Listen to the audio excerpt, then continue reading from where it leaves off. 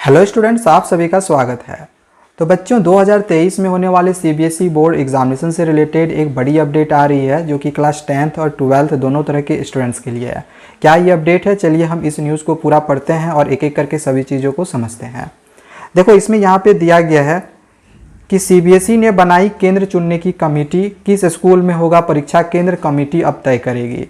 अब देखा जाए तो सीबीएसई ना धीरे धीरे बहुत ज़्यादा स्ट्रिक्ट हो रही है। इस न्यूज़ को हम आगे और पढ़ते हैं और एक एक करके सभी चीज़ों को हम समझते हैं। यहाँ पे दिया गया है कि सीबीएसई ने 10वीं और 12वीं बोर्ड परीक्षा 2023 की तैयारियां शुरू कर दी हैं। परीक्षा फॉर्म भरा जा चुका है। बोर्ड प्रशासन ने अब परीक्षा केंद्र का निर्धारण करना शुरू कर दिया है। इसके लिए बोर्ड की ओर से सभी क्षेत्रीय कार्यालय स्तर पर 4 सदस्यीय कमेटी बनाई गई है। यह तय करेगी कि कहाँ परीक्षा केंद्र बनेगा। अब देखो, पिछले साल क्या हुआ है तो इसके बारे में यहाँ पे दिया गया है कि कोरोना संक्रमण के कारण 2022 में 10वीं और 12वीं बोर्ड परीक्षा 2 टर्म में ली गई थी। पहले टर्म की परीक्षा में कुछ स्कूलों में होम सेंटर तो कुछ स्कूलों में सेंटर नहीं बनाया गया था। यानी हुआ ये था कि जो फर्स्ट टर्म एग्जामिनेशंस हुई थी तो उसमें कुछ स्कूलों में सेंटर हो गए थे तो कुछ स्कूलों में सेंटर नहीं थे, होम सेंटर ही था। ठीक है, तो इसको लेकर कई स्कूलों ने शिकायत की थी। इस कारण बोर्ड ने होम सेंटर खत्म कर दिया है। तो जो एक होम सेंटर मिलता था तो उसको अब बोर्ड ने खत्म कर दिया है। अब बोर्ड डिसाइड करेगी कि सेंटर आप लोग का कहाँ होना चाहिए और सेंटर कैसा होना चाहिए। तो इसके लिए भी यहाँ पे आगे दिया गया है कि बोर्ड द्वारा परीक्षा केंद्र के लिए दिशा निर्देश जारी कर दिया गया है। जिन स्कूलों के पास बोर्ड के दिशा निर्देश के अनुसार कमरे, शिक्षकों की संख्या के साथ सारी मूलभूत सुविधाएं होंगी, उन्हीं को परीक्षा केंद्र बनाया जाएगा। तो यहाँ पे ये स्कूल के बारे में दिया गया है कि जो स्कूल्स है, जो सेंटर की जो स्कूलें होंगी तो वो कैसी होनी चाहिए, तभी वहाँ पे सेंटर होगा। अदरवाइज वैसी जगहों पे सेंटर नहीं बनाया जाएगा। लेकिन इसमें एक जो सबसे इम्पॉर्टेंट चीज़ दी गई है वो क्या है? देखो, यहाँ पे दिया गया है कि हर कमरे में सीसीटीवी कैमरा भी लगा होना चाहिए। आप समझ सकते हो कि स्कूलों में अब कैमरा लगवाना अनिवार्य कर दिया गया है और सीसीटीवी कैमरा लगा हुआ रहेगा और उसके अंडर में फिर आप एग्जामिनेशन दे रहे होगे। और अगर कोई स्कूल ऐसा है जहाँ पे सीसीटीवी कैमरा नहीं है तो यहाँ पे साफ तौर पे दे दिया गया है कि उस स्कूल में होम सेंटर, यानी कि सेंटर, होम सेंटर नहीं, सेंटर नहीं पड़ने वाली है। सेंटर वहीं पड़ेगा जिन स्कूलों में कैमरा लगा हुआ होगा। ठीक है, आगे यहाँ पे क्वेश्चन पेपर से रिलेटेड है। तो क्वेश्चन पेपर से रिलेटेड जो चीज़ें हैं ये हम बाद में देखेंगे।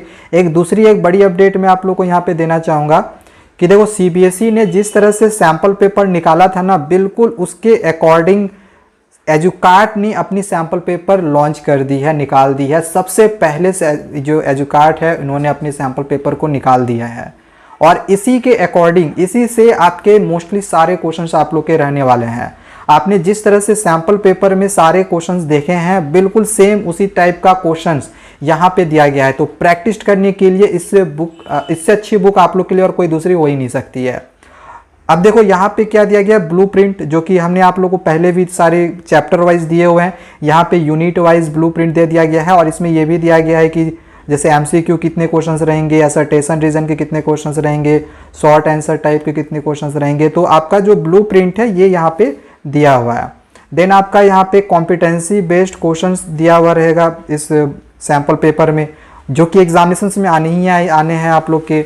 ठीक है, इसके बाद जो चैप्टर्स आप लोग को नहीं पढ़ने थे, जो सिलेबस में नहीं है, तो डिलीटेड चैप्टर को भी यहाँ पे इंडिकेट कर दिया है, जिससे कि आपको पता भी चल जाएगा कि हाँ, ये सब सारे चैप्टर्स हमें नहीं पढ़ने हैं। ठीक है, एंड इधर अगर हम लोग देखें तो यहाँ पे एक टाइम मैनेजमेंट दिया गया है। टाइम मैनेजमेंट कहने का मतलब क्या है, जैसे सेक्शन वाइज बहुत सारे सेक्शंस हैं, section A, section B, section B. तो आपको सेक्शन ए में कितना समय लेना चाहिए, सेक्शन बी में कितना समय लेना चाहिए, तो यहाँ पे आप वो भी समझ सकते हो और उसके अकॉर्डिंग अपने आंसर्स को लिख सकते हो।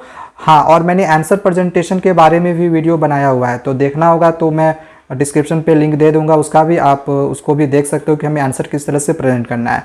और इस बुक का बाय लिंक भी मैं डिस्क्रिप्शन पे दे रहा हूँ, आप वहाँ पे जाके क्लिक करके इस बुक को बाय कर सकते हो और इससे अपनी एग्जामिनेशंस की तैयारी कर सकते हो। ज़्यादातर जो आपको एग्जामिनेशंस में क्वेश्चन रहेगा वो आपका इसी बुक से रहने वाला है। ठीक है, क्योंकि देख लो, अभी सैम्पल पेपर निकाले हुए ना, अभी देखा जाए तो 8 से 9 दिन हुआ है और इतनी जल्दी इन्होंने देखा जाए तो सैम्पल पेपर निकाल भी दी। तो आप समझ सकते हो कि कुछ ना कुछ तो यहाँ पे कॉन्टैक्ट है सीबीएसई वालों के साथ।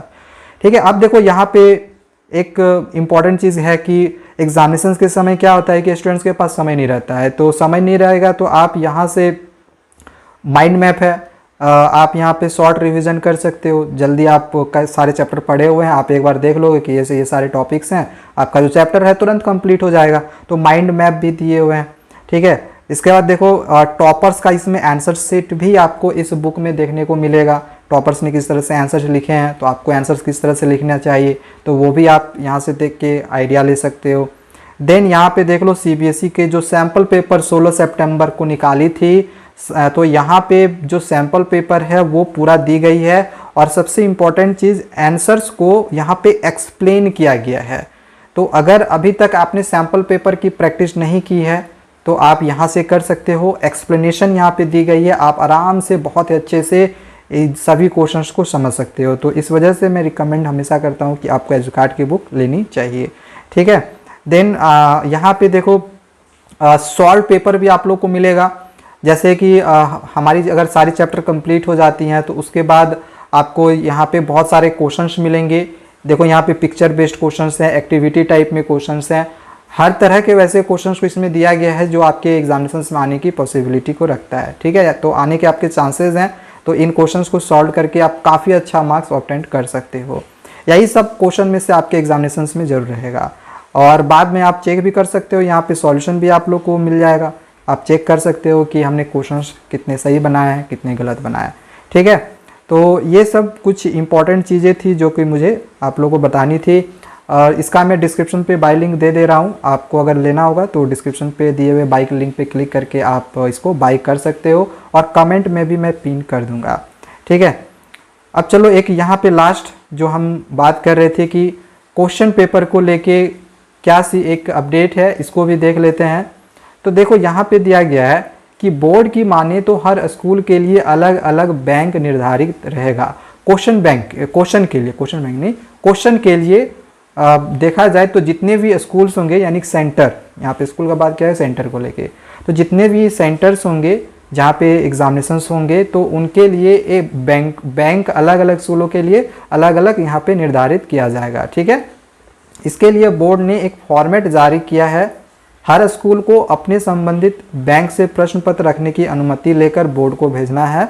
स्कूलों के भेजे फॉर्मेट के आधार पर ही प्रश्न पत्र भेजा जाएगा।